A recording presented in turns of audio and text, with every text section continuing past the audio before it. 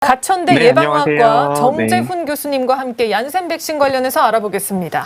네, 지금 얀센 백신 오늘부터 접종 시작하는데요. 최근에 기사들이 그런 게 많이 나와요. 미국에서는 많이 폐기 처분이 됐다. 미국에서 논란이 좀 있었던 건가요? 네, 미국에서 희귀혈전 문제가 제기가 되면서요. 네. 접종이 한번 중단되었었고요. 네. 그리고 얀센 백신 같은 경우에는 다른 백신과 다르게 보관 기간이 3개월 정도로 정해져 있습니다. 그래서 어느 정도 접종이 지연되는 동안 보관 유효 기간이 도래한 상태인 거고요. 거기다가 이제 미국 같은 경우에는 전체 접종률이 굉장히 높아지면서 접종 의사가 있으신 분들은 접종을 거의 다 끝내시는 상태고요. 그 다음에 접종을 거부하시는 분들이 조금 남아 있거든요. 근데 그런 분들에 대해서는 접종 의사가 없으시기 때문에 백신이 남아 있어도 접종을 안 하는 상황이 계속 벌어지고 있는 겁니다. 아, 그렇군요. 그럼 위험성과는 조금 별개의 문제인 것 같습니다. 근데 미국에서 그럼 이 얀센 백신을 받아왔는데 유통기한이 한 6월 23일까지다. 별로 남지 않았다. 이런 얘기들도 있거든요. 걱정하시는 분들이 좀 있어요. 그런 거면 효과라든지 안전성에 문제가 있지 않을까? 어떻게 보시나요? 네. 백신의 유효기간이라는 것은 우리가 다른 음식의 유통기간과는 조금 개념이 다르고요. 네, 백신의 유효기간이라고 하는 것은 그때까지는 효과가 100% 보장되는 기간을 말을 하는 겁니다. 그런데 우리나라에서 이제 유효기간이 곧 도래한다고 하더라도 그 안에만 맞게 되면 효과가 과학적으로 다 검증이 되어 있는 것이거든요. 그렇기 때문에 큰 문제는 없을 것 같고요. 그 다음에 미국에서도 이 유효기간이 도래하는 문제 때문에 어느 정도 그 일부를 좀 확인을 해서 계속 유효성이 있고 안전성이 있는지에 대해서 표본 조사를 한 다음에 유효기간을 연장하려는 움직임들도 있습니다. 이제 그런 것들을 보면 백신 유효기간과 효과 안전성과는 큰 관계가 없다라고 볼 수 있습니다. 네. 그렇군요. 지금 아까 혈전증 잠깐 말씀해 주셨는데요. 이게 아스트라제네카랑 비슷한 증상인가요? 어떤 건가요? 네, 얀센 백신도 아스트라제네카 백신과 같이 바이러스 전달체 백신이거든요. 그런데 이 바이러스 전달체 백신에서는 일반적인 혈전증이 아니고 면역 반응에 의한 매우 드문 희귀혈전이 발생하는 것으로 되어 있습니다. 그래서 아스트라제네카 같은 경우에는 100만 명당 6건 정도 발생할 수 있다고 되어 있고요. 그 다음에 얀센 백신 같은 경우에는 미국의 데이터를 보면 100만 명당 2명에서 3명 정도가 발생하는 것으로 되어 있는데요. 그런데 좀 안심하실 만한 부분은 우리나라에서는 발생률이 좀 낮아 보인다는 것입니다. 우리나라가 지금 아스트라제네카 백신을 500만 회 이상 접종을 했거든요. 그런데 정말 희귀혈전으로 여겨지는 사례는 이때까지 한 건이 나왔습니다. 우리가 환산을 하면 100만 명당 0.2건 정도의 수준이거든요. 이게 유럽 대비 10분의 1 정도의 수준인데 아직까지 원인이 명확하게 밝혀지지 않았습니다만 아마 혈전에 인종적인 요소가 어느 정도 들어가는 것이 아닌가, 인종적인 영향을 받는 것이 아닌가라는 그런 의견이 있고요. 그 다음에 또 하나 또 안심하실 만한 게 처음에 희귀혈전이 우려가 제기가 되었을 때 치명률이 한 20% 정도 되었습니다. 그런데 그 다음에 이 희귀혈전에 대해서 다양한 정보들이 알려지면서 어떻게 진단하고 어떻게 치료하는지에 대한 가이드라인들이 나오기 시작했고요. 그 다음부터는 치사율 자체가 급격히 떨어지기 시작했습니다. 그래서 최근에는 치사율이 5에서 10% 미만으로 떨어져 있거든요. 그거를 우리나라에 적용을 한다면 100만 명당 0.2명 정도 생기는데 거기서 치사율이 10% 미만인 거니까 국민들께서 그렇게 큰 우려는 하지 않으셔도 될 것 같습니다. 아, 그렇네요. 근데 이 혈전증에 대한 얘기 굉장히 많이 듣다 보니까 조그만 반점이 생겨도 이거 혹시 혈전증 아닌가 하시는 분들도 계실 것 같아요. 어떤 증상이 좀 나타나는지도 설명해 주시겠어요? 네. 이혈전 같은 경우에는 다른 일반적인 우리가 뇌졸중이나 심근경색과는 조금 다른 패턴을 보이고요. 대표적인 증상이 백신 접종하고 나서 4일 정도 지나고 난 다음에 두통이 생기는데요. 이 두통이 점점 심해지는 경향을 보이면 그때 병원에 내원하시면 됩니다. 그래서 점점 심해지는 두통이 접종하고 4일 정도 지나고 나서 생겼다. 그러면은 이 희귀혈전을 의심해 볼 수 있습니다. 이거 말고는 특별히 다른 이제 특별하게 특이적인 증상이라고 하거든요. 근데 특이적인 증상이 있지는 않습니다. 아, 그렇군요. 상대적으로 국내에서는 조금 안전할 수도 있겠다라는 생각도 들고요. 그렇다면 혈전 외에도 사실 이상 반응들이 좀 있을 수 있을 것 같은데 어떤 것들이 좀 나타날 수 있나요? 그리고 또 이런 게 나타났을 때 어떻게 대처를 해야 되는지도 궁금합니다. 네, 백신 접종을 하고 나면은 많은 분들이 이상 반응에 대해서 걱정을 하시는데요. 우리가 이상 반응을 전문가들은 경증 이상 반응과 중증 이상 반응으로 나뉩니다. 그런데 경증이라고 하는 것은 접종하고 나서 몸살 기운이 있다거나 근육통이 있는 것처럼 많은 분들이 알고 계신 그런 증상들인데요. 네. 경증 이상 반응이 정말 증상이 별로 견딜만해서 경증이라는 것이 아니고 생명에 지장을 주지 않고 후유증을 남기지 않기 때문에 경증 이상 반응이라고 하는 것이거든요. 그런데 아무래도 얀센 백신과 아스트라제네카 백신은 바이러스 전달체 백신이라서 1회 접종하고 나면은 몸살 기운은 꽤 빈번하게 나타난다라고 되어 있습니다. 저도 아스트라제네카 백신을 접종을 했는데요. 네. 1회 그러시군요. 접종하고 나서 한 48시간 정도는 굉장히 몸살 기운이 심하더라고요. 그리고 지금 이제 저희 방송하기 전에 이제 2회차 접종을 마치고 왔는데요. 예, 저도 이제 접종 끝나고 나서 경증 이상 반응이 말로는 굉장히 편하게 이렇게 경증 이상 반응이 있을 수 있습니다. 이렇게 설명을 드렸었는데 네. 저도 직접 겪어보니까 굉장히 국민들께서 불안해하실 수도 있고 굉장히 네. 불편하실 수 있겠다라는 생각이 들더라고요. 근데 그런 이제 몸살이나 발열 같은 것들은 48시간 이상 지속된다고 되어 있지는 않습니다. 그래서 이틀이 지나고 나면 대부분들은 다 거의 증상이 없어지시는 거고요. 예. 네. 중증 이상 반응 같은 경우에는 대표적인 게 아나필락시스가 있습니다. 그런데 아나필락시스는 어떤 외부의 물질이 몸에 들어오든지 다 생길 수 있는 것이기 때문에 접종하시고 나면 꼭 접종 장소에서 30분 정도 기다려 달라 이렇게 말씀을 이제 하시잖아요. 네. 하지만 30분 정도 관찰하게 되면 아나필락시스 사례의 거의 100%를 확인할 수가 있습니다. 그래서 접종 장소에서 30분 정도 대기하고 오시면 아나필락시스에 대해서는 걱정을 안 하셔도 되고요. 네. 그거 말고 생명에 위협을 줄 수 있는 것들이 희귀혈전 같은 것들인데요. 그것 때문에 저희가 접종하고 4일 정도 지나고 나서 두통이 생기게 되면은 꼭 병원에 내원해 달라 이렇게 설명을 드리는 거죠. 그러면 일각에서는 이 얀센이 좀 덜 아프다, 더 아프다 이런 얘기가 있어요. 화이자라든지 아스트라제네카보다. 사실일까요?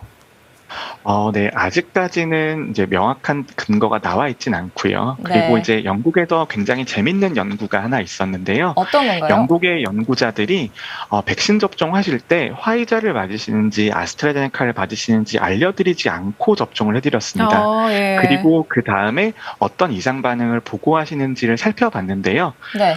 두 백신 맞으신 분들이 거의 동일하게 경증 이상 반응을 보고를 하셨거든요.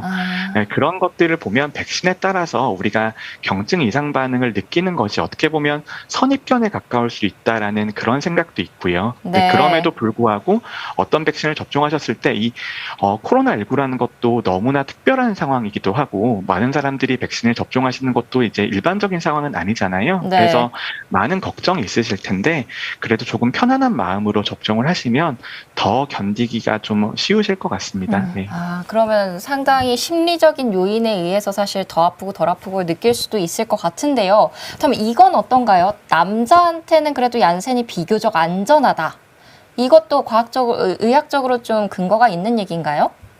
어느 정도는 근거가 있습니다. 우리가 얀센 백신에서 우려하는 것이 희귀혈전에 대한 것인데요. 근데 네. 희귀혈전이 발생률이 아무래도 젊은 여성에서 조금 더 높은 경향을 보이고 있습니다. 그리고 미국의 데이터를 보면은 30대, 40대 정도에서는 남녀가 발생률이 5배 이상 차이가 나거든요. 그래서 이제 젊은 남자분 같은 경우에는 희귀혈전에 대해서는 저는 그래도 좀 걱정을 덜 하셔도 되지 않나. 이제 주의를 완전히 놓으면 안 되지만 네. 그래도 접종을 권고할 만큼 충분히 안전하다라는 것은 이제 데이터로 좀 설명드릴 수 있을 것 같습니다. 그렇군요. 많은 분들이 또 얀센 백신 맞으러 가실 것 같습니다. 오늘부터. 네. 그럼 이건 어떤가요? 좀 지속 기간도 짧고 부작용도 뭐 약하다고 하니까 효과가 좀 떨어지는 게 아니냐. 실제로도 퍼센티지로도 좀 차이가 있는 것 같은데 이것도 맞는 얘기인가요? 네, 얀센 백신은 1회 접종 백신입니다. 그래서 1회 접종 백신은 본질적으로 2회 접종하는 백신만큼의 효과가 나올 수는 없고요. 네. 그런데 얀센 백신을 1회 접종하는 이유가 1회 접종해도 충분한 효과가 나온다라는 것을 근거로 증명했기 때문입니다. 그래서 한 번 접종으로 백신 접종 완료가 될 수 있다라는 장점을 주는 것이고요. 효과의 지속 기간이라든지 효과의 크기는 2회 접종하는 백신보다 떨어질 수는 있습니다. 그런데 여기에 대해서도 이제 많이 우려를 하지 않으셔도 되는 게요. 변이 바이러스가 유행한다거나 아니면은 백신의 지속 기간에 대한 우려 때문에 한 번 더 접종해야 되는, 그러니까 부스터 백신 접종에 대한 이야기가 나오고 있거든요. 네. 얀센 백신도 1회 접종한다고 해서 그것만으로 끝나는 것이 아닐 겁니다. 거의 기정사실화가 되고 있거든요. 네. 내년에 1회 정도 부스터 백신을 추가 접종하시게 되면 효과나 지속 기간에 있어서 보강이 있을 수 있고요. 그렇게 되면 지금 우려하는 효과의 지속 기간, 특이 문제가 어느 정도 해소가 될 수 있을 겁니다. 아, 네, 그렇군요. 교수님, 그럼 두세 가지만 좀 더 여쭙고 싶은데요. 그 얀센이 비교적 나중에 나온 백신이라서 변이 바이러스에 더 효과가 있을 것이다. 이거는 사실인지 궁금하고요.